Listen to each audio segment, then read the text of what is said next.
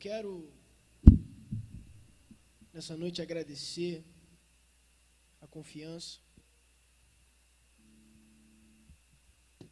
Presbítero Geiel, que Deus abençoe, tá? Muitíssimo. Estamos vindo de uma viagem, mas eu sei que vocês vieram com uma expectativa grande, eu também vim com uma expectativa muito grande. E tenho certeza que nessa noite Deus vai falar já está falando poderosamente aos nossos corações, através dos louvores, através de tudo aquilo que nós temos feito, dos nossos cultos individuais. Vou pedir para algum dos músicos, se puderem estar me ajudando aqui com o fundo, por favor, tá? E, enfim, estou feliz. Trago um abraço do meu pastor, Davi Cabral Júnior, ali de Resende, Assembleia de Deus Ministério de Madureira, e eu tenho certeza que o pastor desta igreja também se sente abraçado, mesmo não estando aqui. Sou grato a ele indiretamente pela confiança. Como disse, ele não está aqui, mas parte da minha presença aqui se deve à confiança que ele depositou em mim. Se você trouxe a sua Bíblia, por favor, Evangelho de Jesus Cristo, aos irmãos que também assistem pela internet, que Deus abençoe de uma forma toda especial. Evangelho de Jesus Cristo, segundo escreveu Marcos. Capítulo de número 9, versículo de número 14 em diante. Evangelho de Jesus Cristo, segundo escreveu Marcos, capítulo de número 9, a partir do versículo de número 14.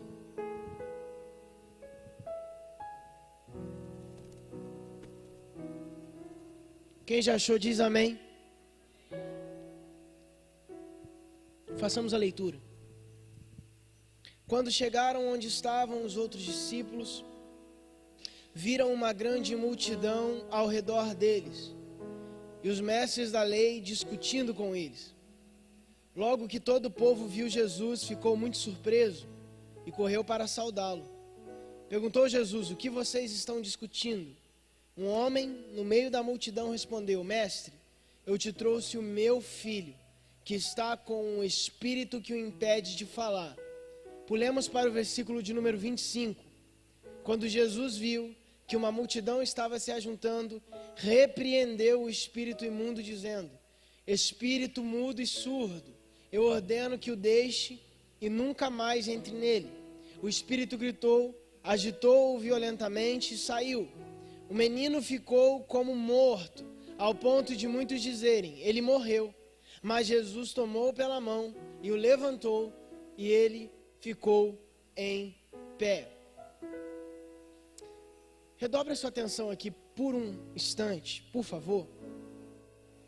Talvez você já saiba do que eu vou te dizer. Se você não sabe, vou te agregar. Se você já sabe, vou relembrar.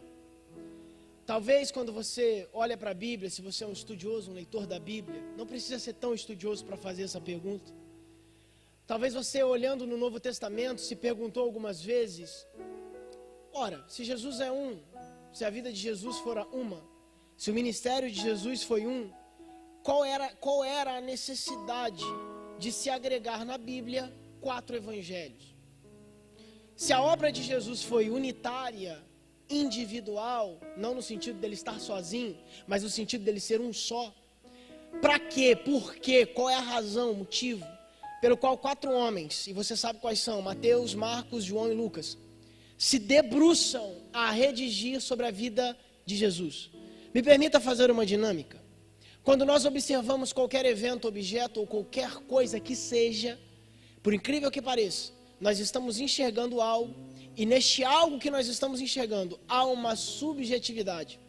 Tudo que olhamos, tudo que aprendemos, tudo que vemos, tudo que enxergamos, tudo que ouvimos, pode não parecer, mas quando entra em contato com a nossa consciência, passa pela nossa subjetividade. Quer ver um exemplo?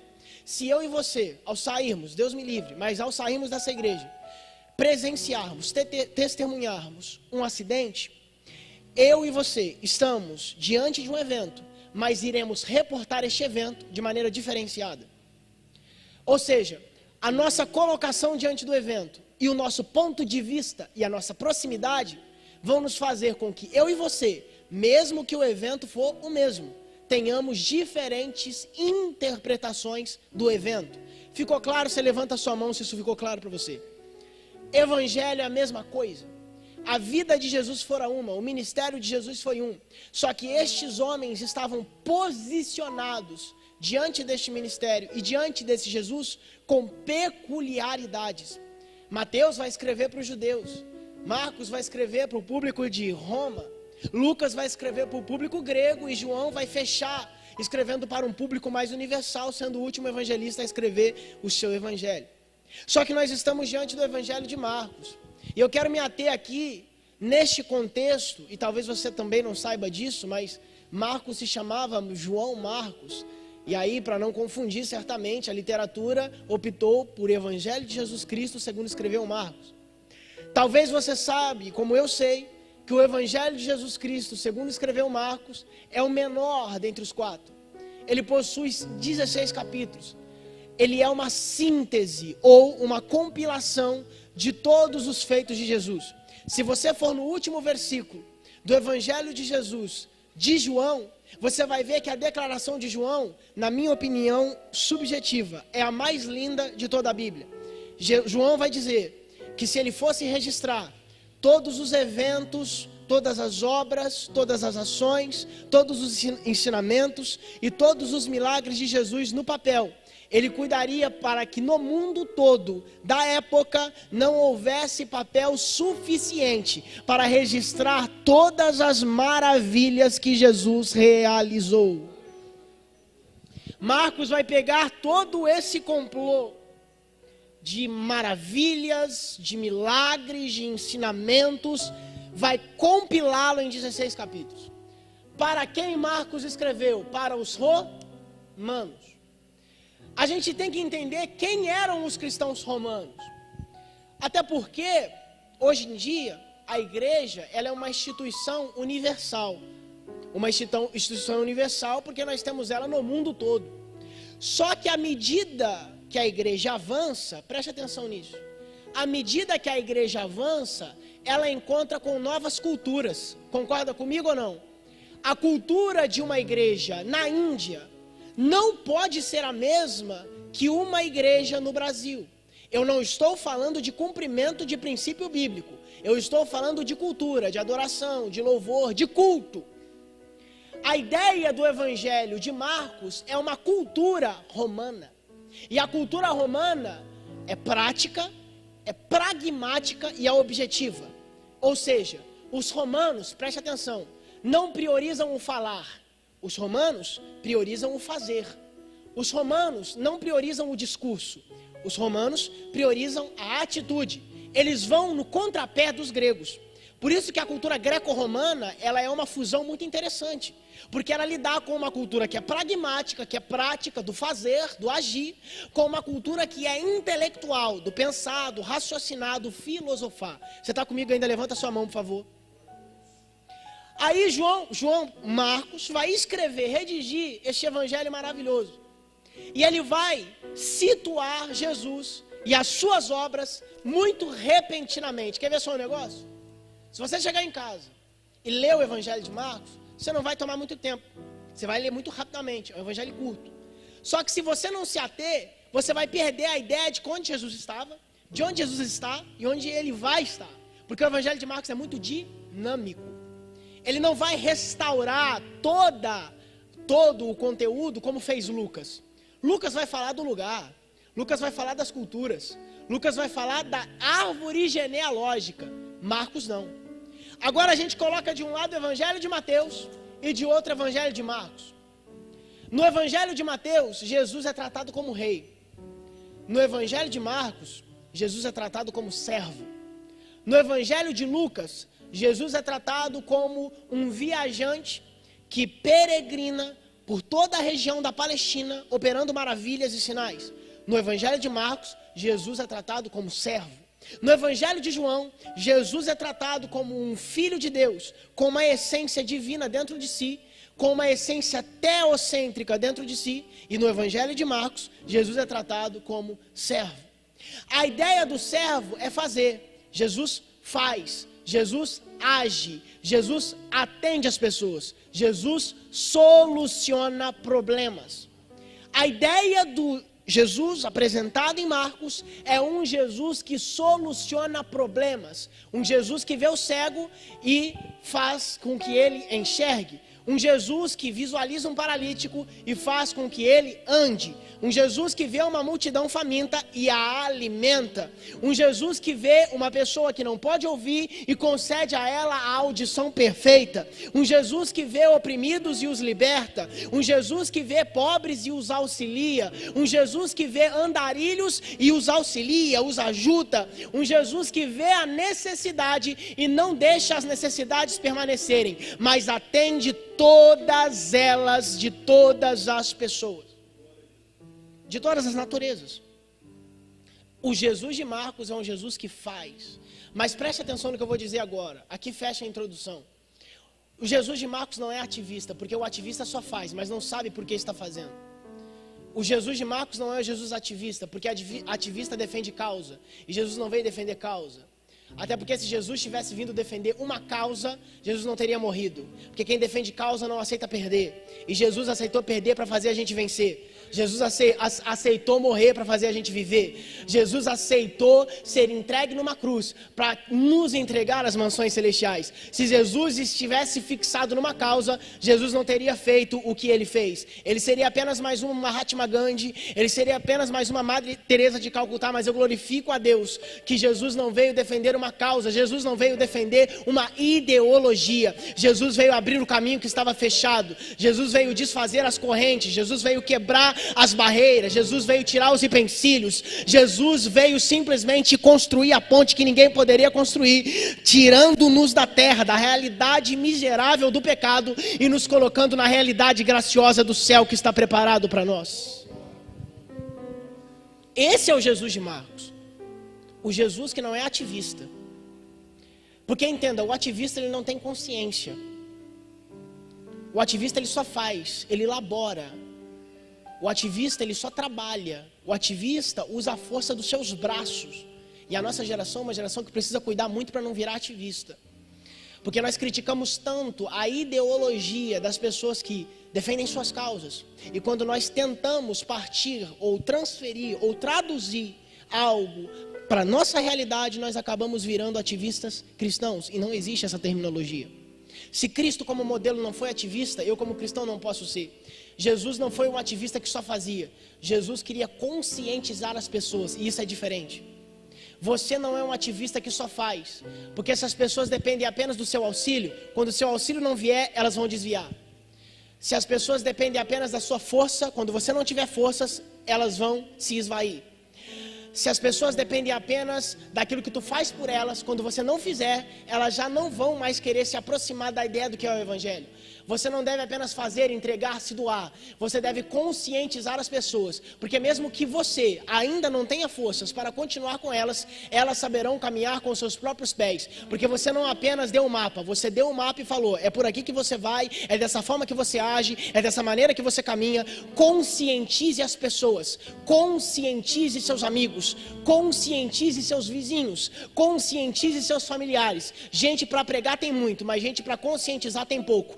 Hoje talvez você não vai sair daqui como pregador, mas você vai sair daqui como conscientizador. Talvez você não saia daqui como ministro de louvor, mas você vai sair daqui como conscientizador. Talvez você não saia daqui querendo realmente fazer aquilo que você pensava que poderia fazer. Mas eu estou aqui para te dizer que o poder de conscientizar as pessoas é muito maior do que o de pregar. O poder de conscientizar as pessoas é muito maior do que o de louvar. O poder de conscientizar as pessoas é muito maior do que o de pastorear. O poder de conscientizar as pessoas é dado por Deus. O Espírito Santo vai revelando, vai transformando, vai agindo, vai trabalhando. E você hoje não vai ser não, você já é uma ferramenta levantada por Deus para conscientizar o mundo que está caído, o mundo que está perdido, o mundo que está voltado para as coisas ruins.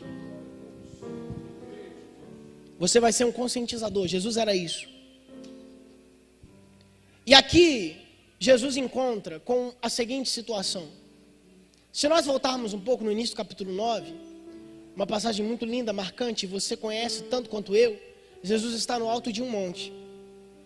Nesse alto desse monte acontece uma das cenas mais lindas dos evangelhos, a transfiguração. Jesus ele vai transfigurar-se em luz. Seu corpo vai iluminar o pico daquele monte. E do lado dele vão surgir, respectivamente, o representante da lei, Moisés, e o representante dos profetas, Elias, e Jesus no meio deles. Ou seja, a cena era maravilhosa. Tivemos ali Elias, não morrera, fora transladado. Moisés morrera, mas seu corpo fora transladado pelos anjos, quando estes disputaram com os anjos das trevas o seu corpo, e você conhece muito bem essa história. No cume do monte, este é o cenário. Jesus se transfigurando, Moisés e Elias. Quem estava com ele? Os principais discípulos, Pedro, Tiago, João. Pedro, Tiago, João, Elias, Moisés e Jesus. Temos aqui, num lugar geográfico, no mesmo lugar, personagens do Velho Testamento, de diferentes épocas, de diferentes milênios, presentes no mesmo ambiente. Isso aqui já é motivo para você glorificar a Deus, porque isso aqui para mim é uma coisa que não tem sentido, e eu glorifico a Deus por isso, porque a Bíblia em certos momentos, ela desafia aquilo que eu acho que tem sentido, para me mostrar que o verdadeiro sentido não é aquele que eu acho que a passagem tem, mas é aquilo que ela me propõe a pensar, a crer e a acreditar. Isso faz de mim um crente, eu não sei você, isso faz de mim um crente. Só que tem outro cenário, não é só em cima do monte, o cenário agora é de baixo. Quantos discípulos estavam com Jesus? 3. Então não eram todos. Tinha gente lá embaixo, concorda comigo? Os principais estavam em cima, só que os outros estavam embaixo. Bartolomeu, Tomé, os outros, os demais. O cenário embaixo era um cenário de muita gente, aglomeração. Uma grande multidão estava lá. Ou seja, embaixo nós temos os demais discípulos e nós temos uma grande multidão. De repente, vai surgir um pai. Esse pai, ele certamente teve um grande esforço para chegar até ali. Sabe por quê? Porque o filho deste pai não era qualquer pessoa. Era uma pessoa deficiente. A deficiência era espiritual, mas ela se traduzia no físico. Aquele menino não podia falar e não podia ouvir. Eu sei que nós estamos numa era graciosa, onde nós temos as libras e outras técnicas de inserção social. Mas nessa época, ser surdo era sinônimo de ser isolado. Ser mudo era sinônimo de ser isolado. Imagine você ser surdo e ser mudo. Você era um isolado social. Você vivia à margem da sociedade. Só que tem um porém. Ele era surdo, ele era isolado, ele era esquecido, ele era mudo, perturbado por um espírito maligno. Mas tem um porém. Ele tinha um pai. Ele era jogado à margem da sociedade. Talvez ele não tinha nem amigos, mas ele tinha um pai. Talvez quando ele chegava nos lugares ele não podia sequer interagir com as pessoas, mas ele tinha um pai. Ele não era considerado por ninguém, mas ele tinha um pai. Problemas ele tinha, mas um pai ele também tinha para auxiliá-lo a encarar a possibilidade de que os problemas dele estavam com os dias contados. Sabe quem auxilia ele? Pega isso aqui que eu vou dizer. Não é o amigo, não é o irmão, é o pai. O pai estava debaixo do mesmo teto. Na hora do vamos ver, na hora do aperto, quem ajudou ele não foi qualquer um do lado de fora, mas foi quem estava com ele todo dia. Para de valorizar a gente que chegou ontem. Para de valorizar a gente que apareceu do nada. Não que essas pessoas não possam ser bênção de Deus sobre a tua vida, mas por favor, não troque pessoas que já estão contigo há um tempão, tentando fazer você ser um vencedor, te ajudando no teu propósito, te apoiando no teu ministério, por gente que surgiu ontem. Tem gente que está pertinho, mas do mesmo jeito que queria te ajudar 10 anos atrás, está tão afim de te ajudar no dia de hoje. Gente que não está afim de ver um momento seu, gente que quer te ajudar numa vida toda de propósito, de obra de Deus, de propósito com Deus, de ministério. Porque a gente tem uma volatilidade muito grande. Quer ver o seguinte? Há um ano atrás, o seu ciclo de amizade era o mesmo que é hoje. Vou repetir. Há exatos um ano atrás, o teu ciclo de amizade era exatamente igual o que é hoje? Não. Seus amigos de escola passada, seus amigos, enfim, eles são exatamente os mesmos hoje? Não. E você não tem que achar isso normal, porque isso não é normal. volatilidade de relacionamento é uma crise dos dias de hoje. Porque eu só quero me relacionar com as pessoas enquanto elas têm alguma coisa a me oferecer para atender uma necessidade minha. Ei, lá fora pode ser assim, mas aqui dentro não. Lá fora tu tem amigo, aqui dentro tu tem irmão. Lá fora tu tem conhecido, aqui você tem gente com aliança. Lá fora você tem gente que você vê só de ouvir falar, mas aqui você tem gente que simplesmente vai passar toda a eternidade contigo no céu. Pelo amor de Deus, reforce suas alianças aqui dentro. Tem muita gente priorizando amizades lá e descartando irmandade aqui. Aqui dentro a ideia de amizade é muito pouca. Se eu te considero amigo, eu não sou nada de você. Mas se eu te considero irmão, o que me liga a você é a aliança. E a aliança ninguém rompe. A aliança é pacto. A aliança é irrompível. A aliança é inquebrável. A aliança é interminável.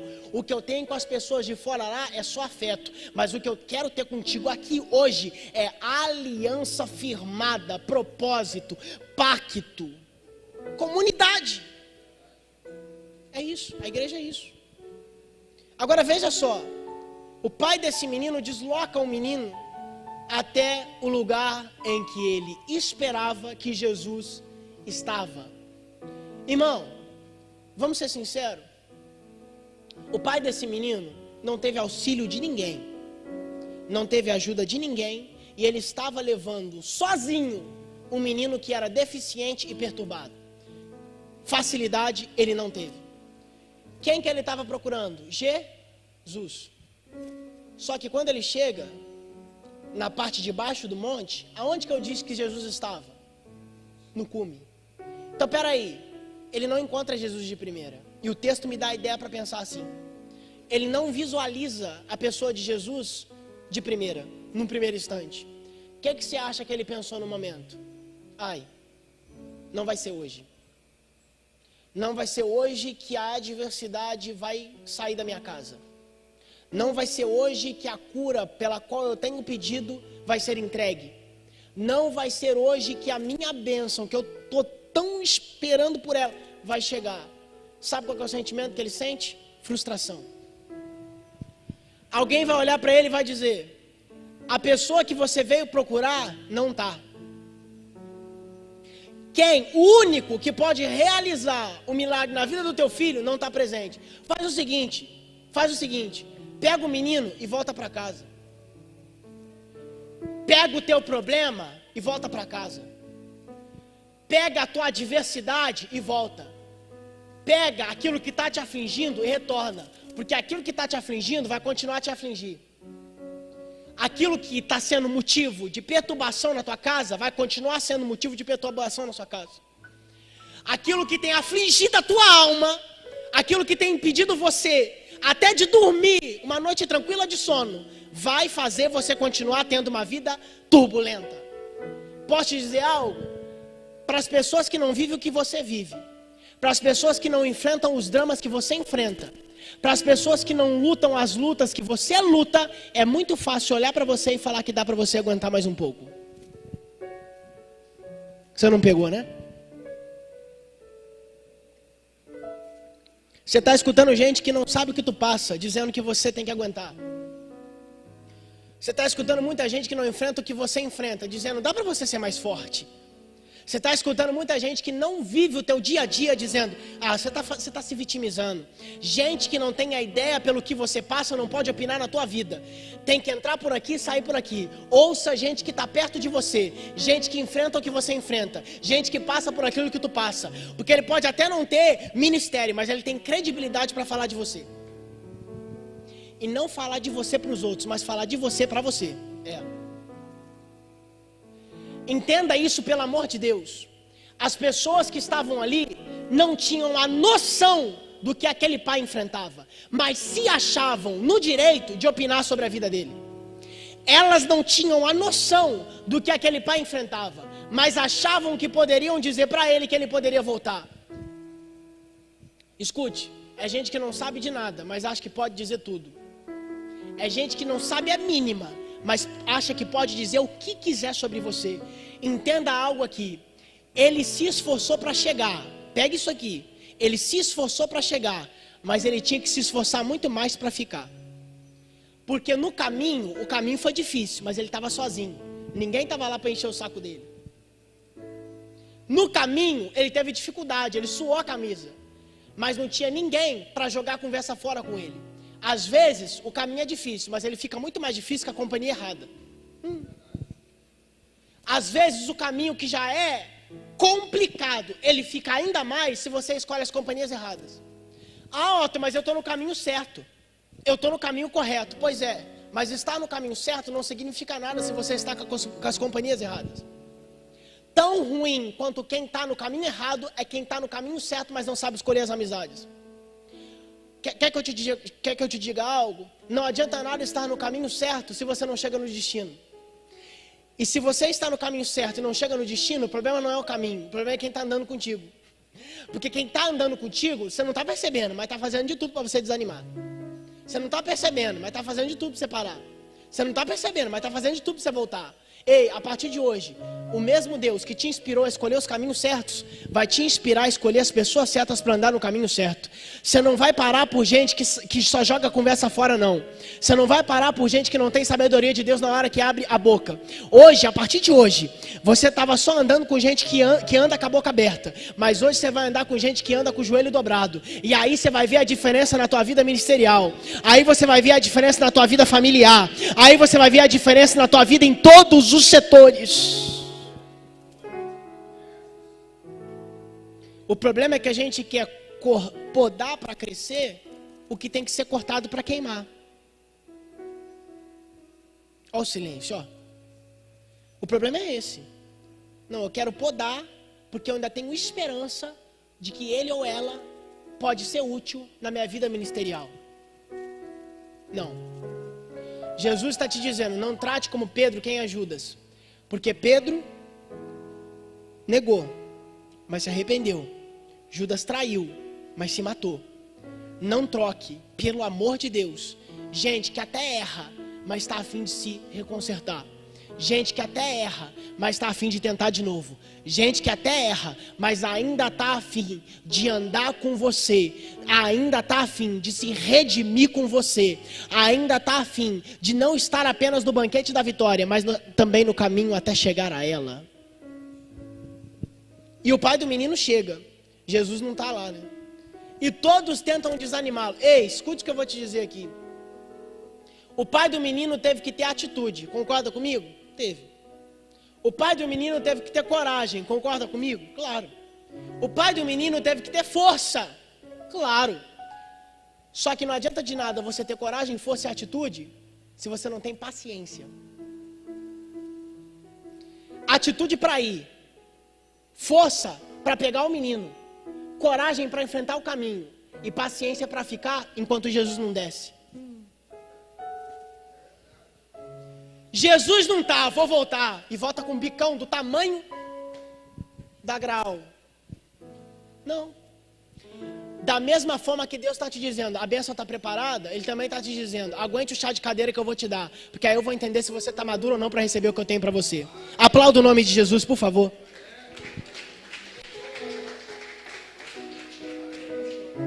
Eu não vim aqui para gritar. Eu não vim aqui para cuspir em você. Eu vim aqui para uma maneira muito serena te dizer o seguinte: a tua bênção só depende de 4 coisas. Força sim, coragem claro, energia óbvio, mas paciência para esperar o momento certo da bênção chegar, da tua maturidade chegar, porque quando a tua bênção encontrar a tua maturidade, ninguém vai te segurar, o sobrenatural vai ser vivido por você, você vai romper barreiras, vai quebrar correntes, Jesus vai à tua frente, almas vão ser ganhas, o reino vai avançar, irmão, Deus vai te usar tremendamente.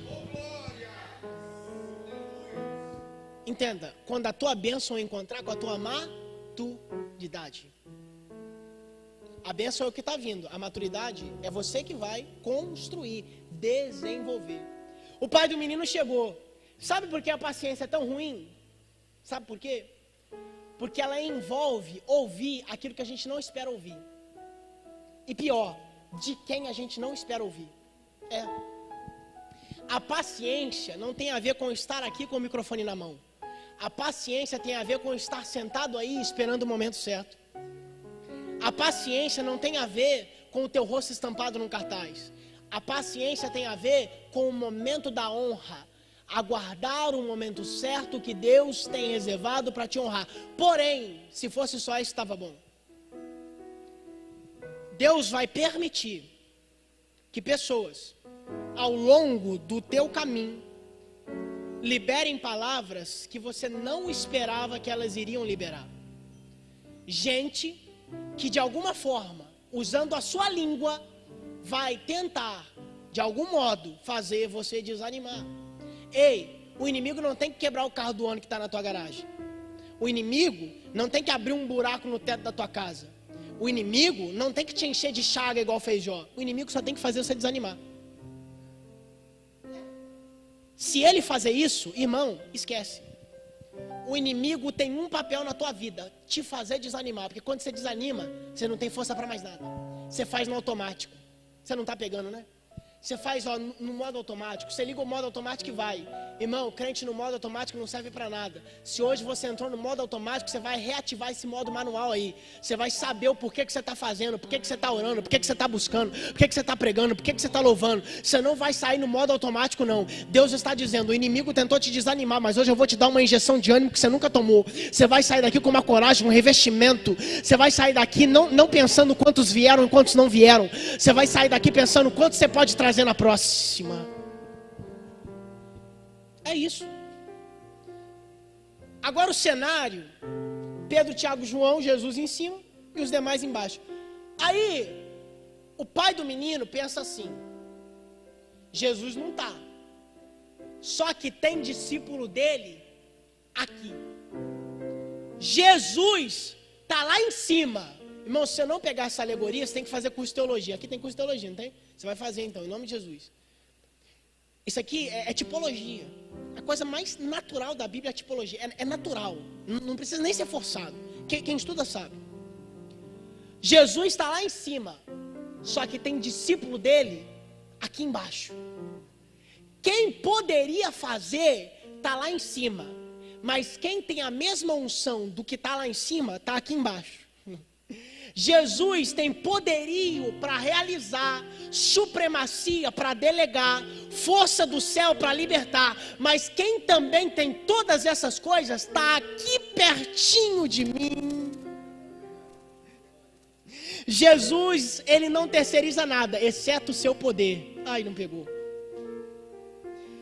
Ei, as vestes brancas que Jesus teve, você não tem. O sangue dele derramado, tu não precisa mais derramar. A cruz que ele carregou, você não vai ter que carregar, porque nada disso é terceirizado.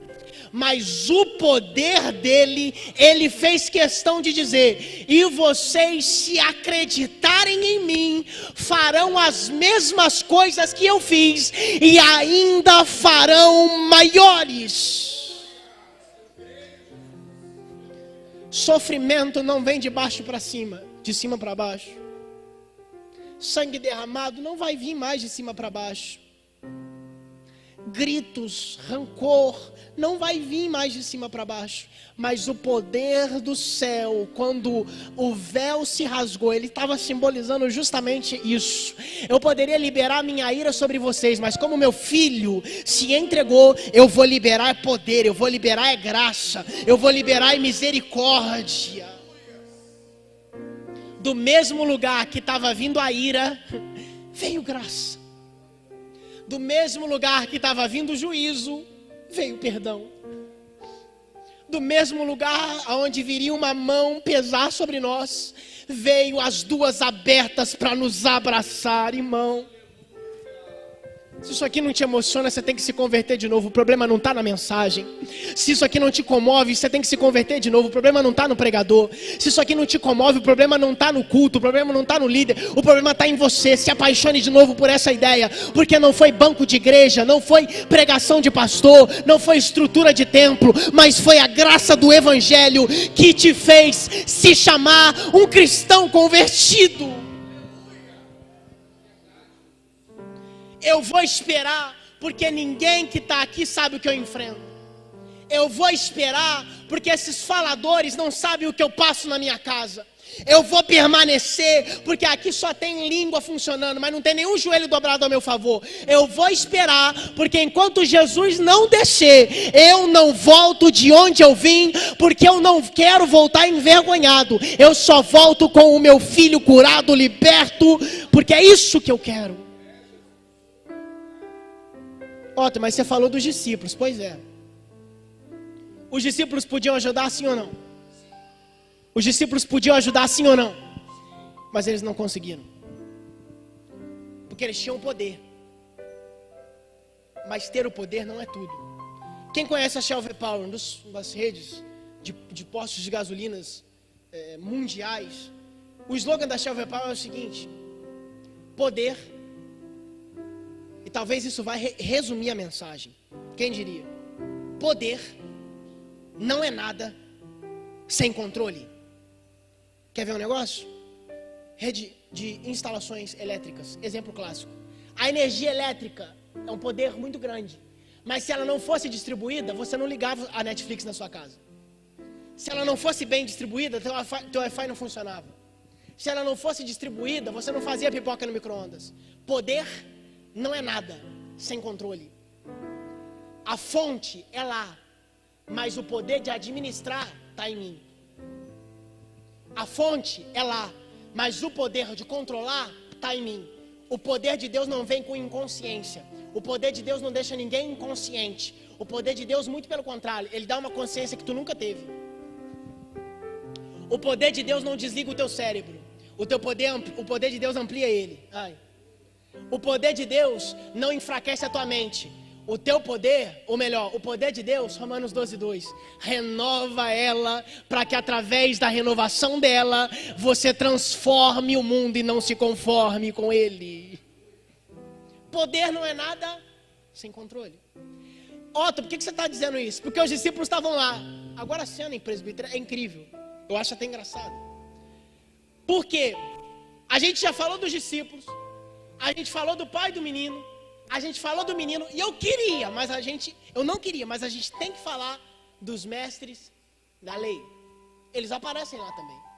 Multidão, discípulo, mestre da lei, elementos dos evangelhos que você conhece.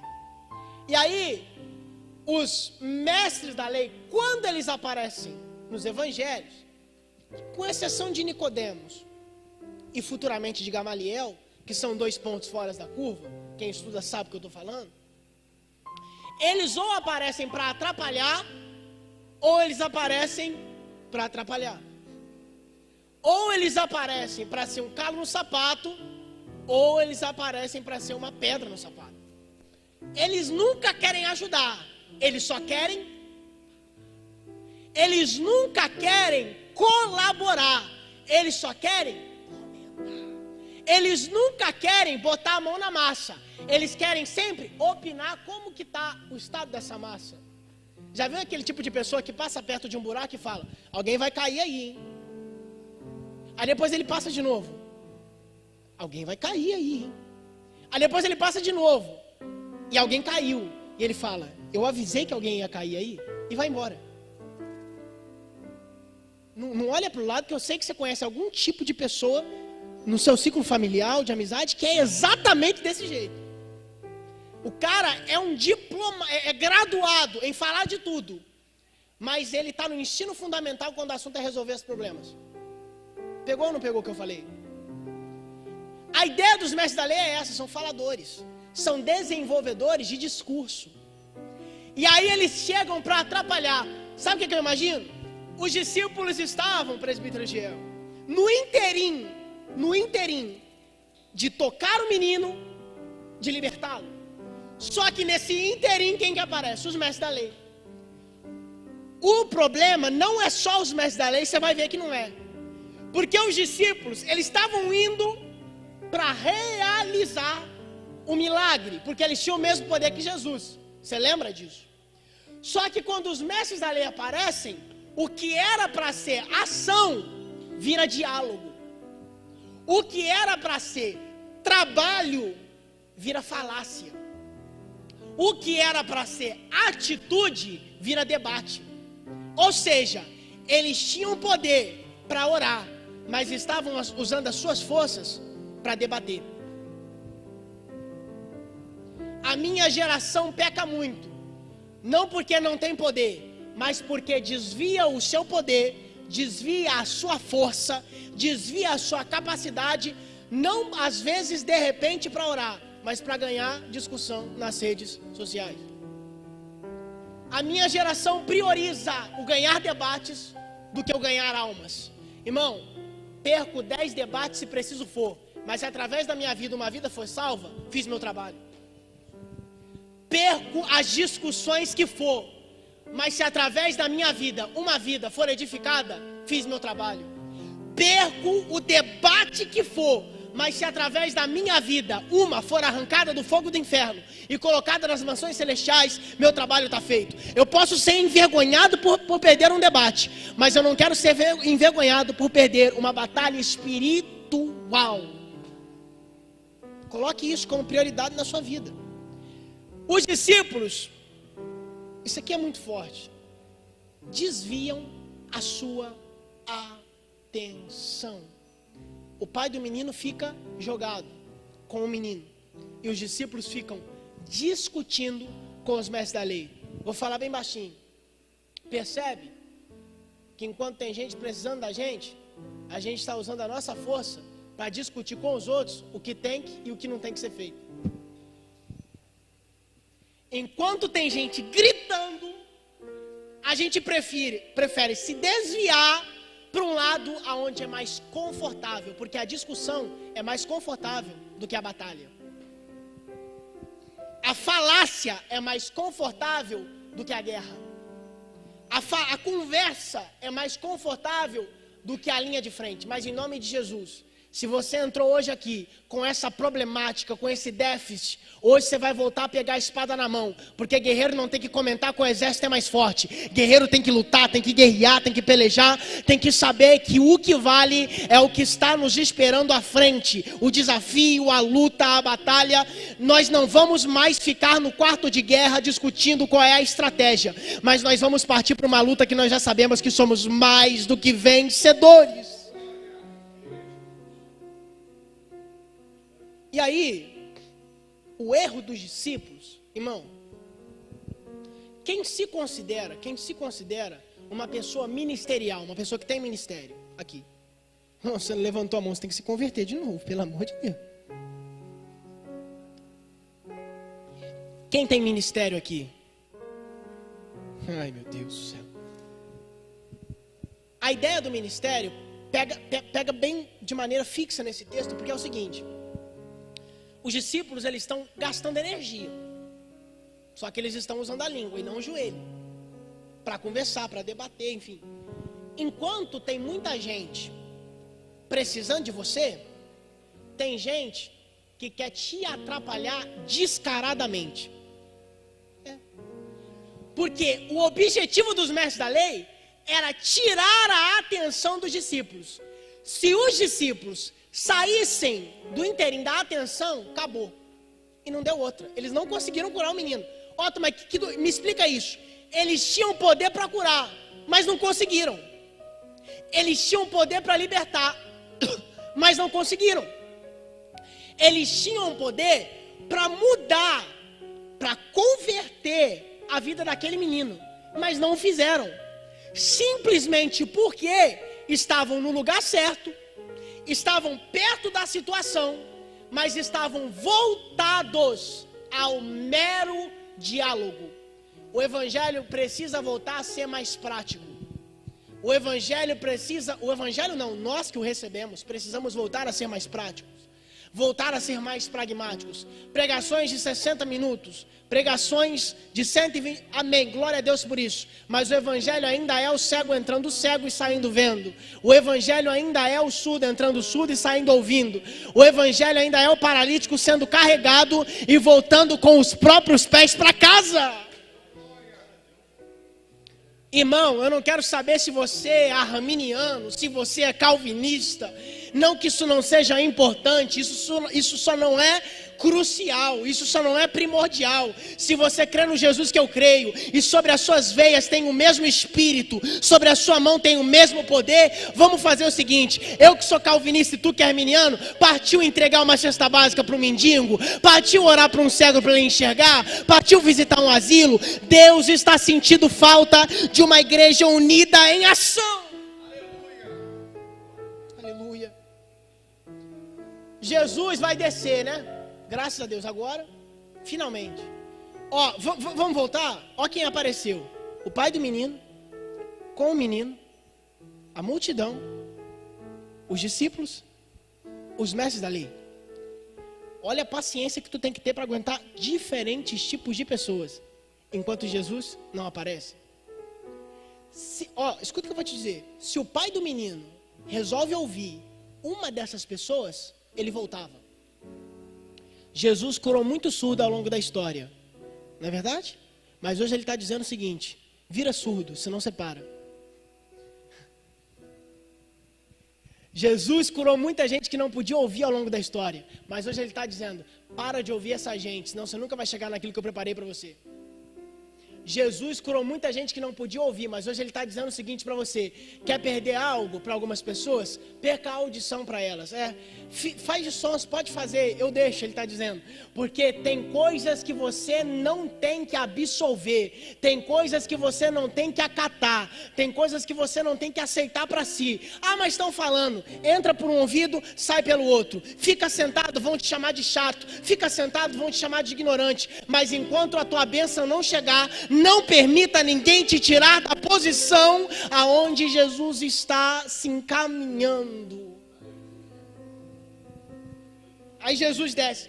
Aí eu imagino Jesus olhando para Pedro, olhando para Tiago, olhando para João e dizendo: vocês estão vendo o que eu estou vendo? Eu sei que eu sou filho de Deus, eu sei que eu sou onisciente, mas vocês estão vendo o que eu estou vendo?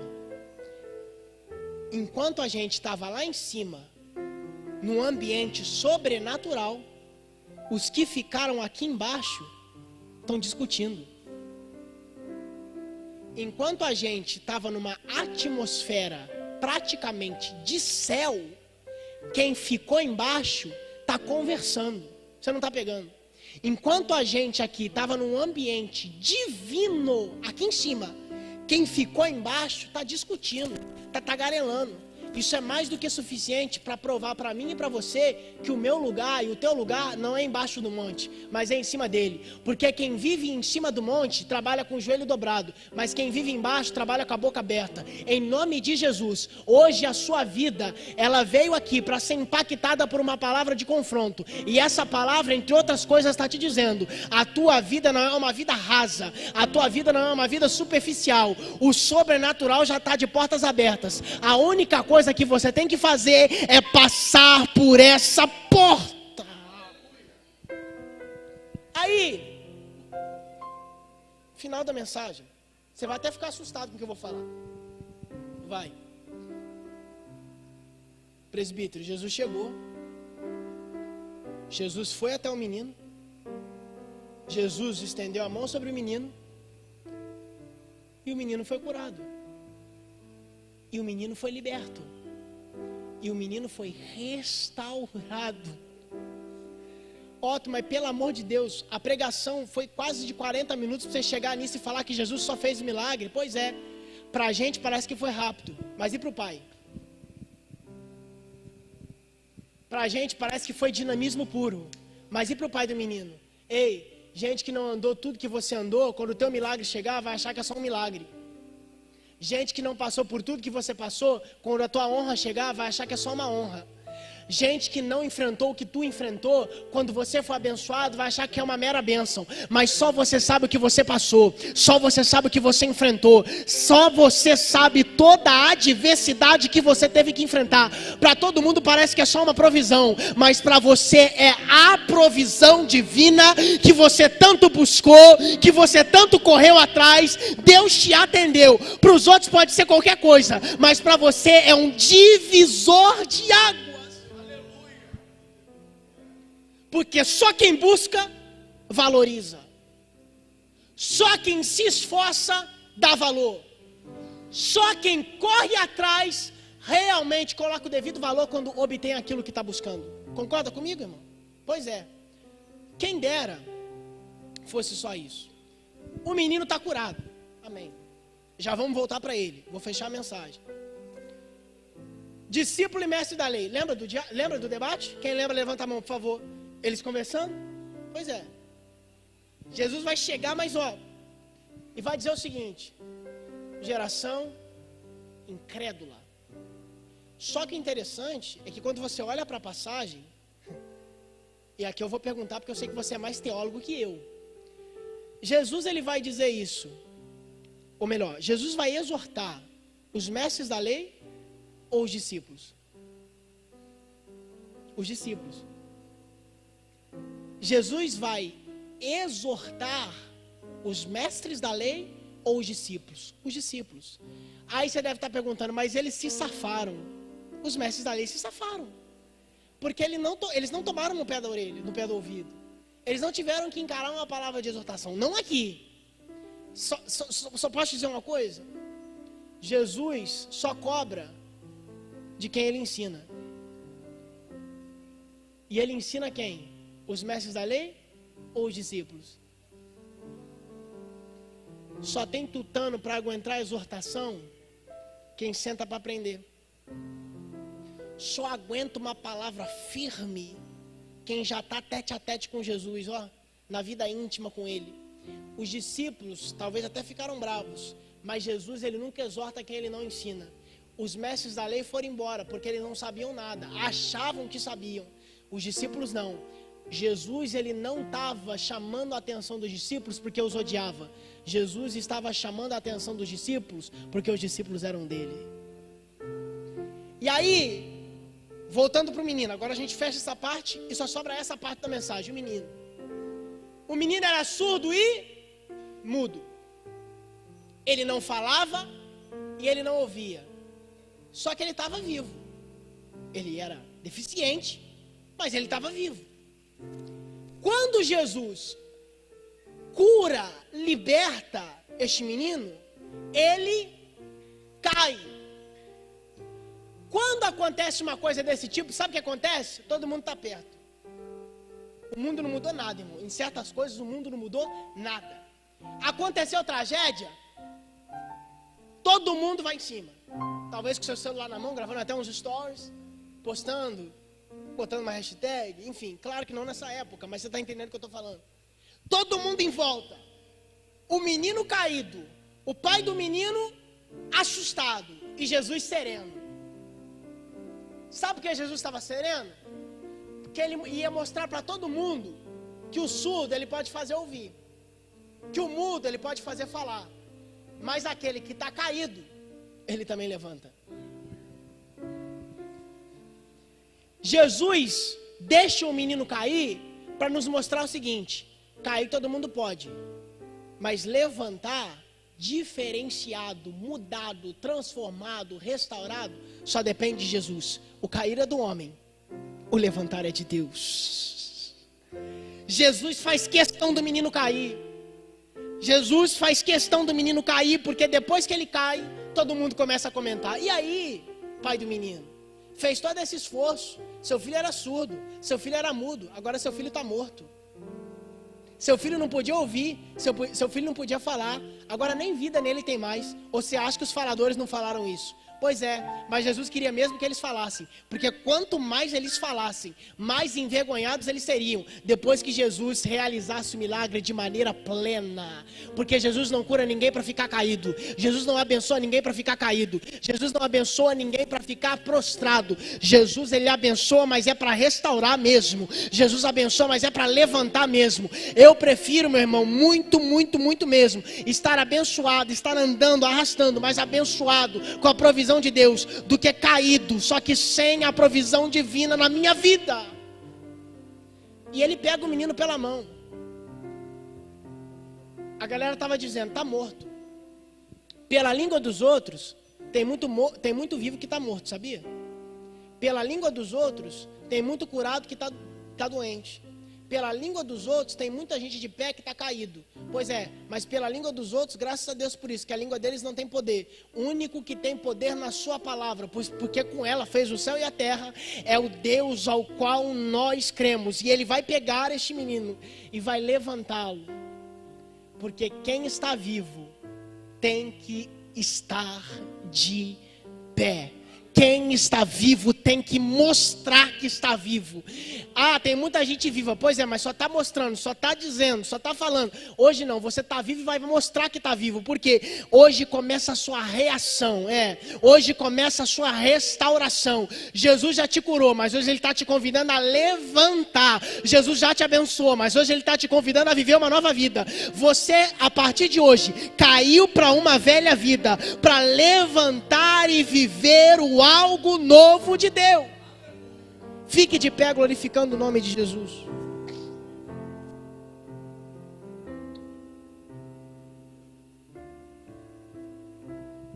Eu não sei qual é, ou melhor, eu não sei em quem você espelhou nessa mensagem. Talvez você é um dos discípulos. Talvez você pode ser até um mestre da lei, misericórdia, né? Não. Talvez você pode ser o pai do menino que está auxiliando alguém. Talvez você pode ser um menino que está precisando de auxílio. Mas essa palavra foi o encontro de cada um, independente da situação que se encontra. Jesus, quando descer do monte, Ele vai exortar quem tem que ser exortado, Ele vai abençoar quem tem que ser abençoado, Ele vai encorajar quem tem que ser encorajado, Ele vai restituir quem tem que ser restituído, Ele vai reestruturar quem tem que ser reestruturado. Talvez você está há tanto tempo no pé do monte que nem acha que Jesus vai descer mais. Mas a noite em que Jesus vai descer é hoje. Jesus vai descer com realmente com aquilo que você esperava. Sabe por quê? Porque você se esforçou e não simplesmente que você está pedindo. Porque Ele conhece todo o seu caminho, toda a sua trajetória, toda a sua corrida. Ele não vai permitir que a tua vergonha continue. Hoje Ele bota ponto final na tua vergonha e inicia a história da tua honra. Hoje Ele bota ponto final na história da tua doença e inicia a história da sua cura. Hoje Ele bota ponto final na história da sua perturbação e dá início à história de uma vida liberta pelo sangue de Jesus. Curve a sua cabeça comigo, Pai. Eu quero te agradecer, eu quero te louvar, eu quero te exaltar, eu quero te bendizer. Tua palavra é completa, tua palavra é íntegra, tua palavra é plena. Por mais, Senhor, que em nós pregadores, meros mortais, haja defeitos, mais que a nossa eloquência não seja como é a dos teus anjos quando te adoram, por mais, Senhor, que as nossas técnicas sejam limitadas, por mais que venhamos gaguejar, esquecer a ordem das coisas, por mais que o nosso cérebro seja incapaz de discernir plenamente aquilo que Tu nos concede, creio que Tu és perfeito, creio que Tu és santo, creio que o Teu intelecto é ilimitado e supremo, absoluto, e nos concedeste aquilo que era necessário entendermos nessa noite. Pai, eu Te glorifico, não porque Tu fez ou deixou de fazer. Pai, eu Te glorifico não porque falaste ou deixaste de falar. Pai, eu Te glorifico simplesmente pela essência do Teu ser, que nessa noite se manifestou a nós através das Suas sagradas Escrituras. Pai, se existem pessoas aqui que de alguma forma estão esperando e aguardando por uma provisão, eu libero numa palavra profética essa provisão nessa noite sobre a vida delas. Se elas estão num processo que elas não aguentam mais esperar, deposite paciência na vida delas para que elas esperem o momento certo. E se de alguma forma, Deus, elas estão enfraquecidas, não aguentam mais, não suportam mais, Pai, eu Te peço, desça como desceste daquele monte, trazendo as ricas bênçãos e provisões do céu. Pai, se há doença, eu libero a cura.